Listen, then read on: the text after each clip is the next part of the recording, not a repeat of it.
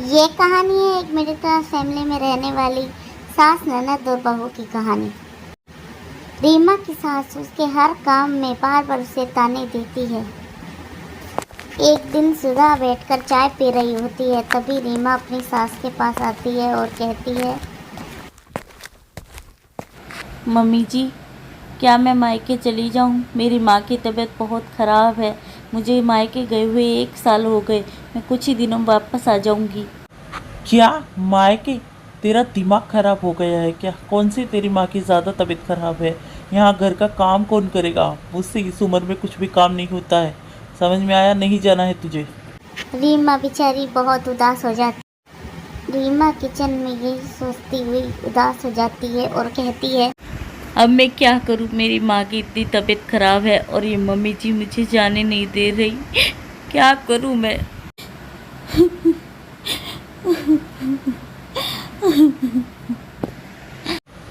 रीमा, जल्दी से आओ, देखो मेरी बेटी रिंकी आई है।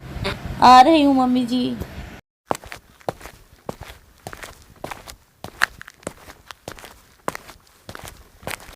रिंकी, मेरी बेटी, बहुत खुशी हुई तुझे देखकर। दामाद जी और बच्चे कहाँ हैं? तू अकेली आई है? हाँ मम्मी, मैं अकेली आई हूँ। वो लोग मुझे आने नहीं दे रहे थे, पर मैं ज़बरदस्ती आ गई हूँ और बच्चों को उसके पापा और उसकी दादी के पास छोड़ कर आई हूँ। जीना हराम कर रखा है उन लोगों ने मेरा। बहुत अच्छा किया बेटा। ये भी कोई बात होती है? बहू अपने मायके भी ना जाए अब। ऐसी सासों को तो ना अच्छी सज़ा मिलनी चाहिए।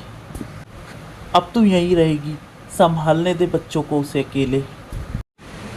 एक काम कर, तू बच्चों और दामाजी को लेकर यहीं पर सेटल हो जा हमारे पास। रीमा को ये सुनकर बहुत गुस्सा आता है और वो कहती है, वाह माँ जी वाह! जब मैं मायके जाने की बोल रही थी तो आपने मना कर दिया, जबकि मेरी माँ की तबीयत इतनी ख़राब है। और दीदी जो बिना बात के अपने बच्चों को छोड़कर आई है, उसको आप कह रही हो कि तू यहीं रुक जा और जाना मत। ये कहाँ का इंसाफ है माँ जी? ये तो दोगलापन हुआ। तू चुप कर, वो मेरी बेटी है और तू बहू, समझी? अच्छा माँ जी, खुद की बेटी बेटी और दूसरों की बेटी बेटी नहीं? ओ प्लीज़ भाभी, कैसे बात कर रही हैं आप माँ से? हाँ, आप में और मुझ में बहुत ज़्यादा फ़र्क है।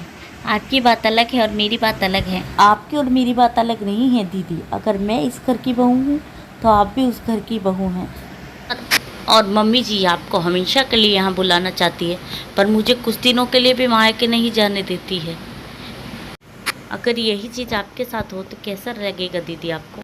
कब तक लोग बहू बेटी में फ़र्क करते रहेंगे? अपनी बेटी को तो हमेशा के लिए अपने पास रखना चाहते हैं, लेकिन बहू को कुछ दिनों के लिए भी मायके नहीं भेजना चाहते।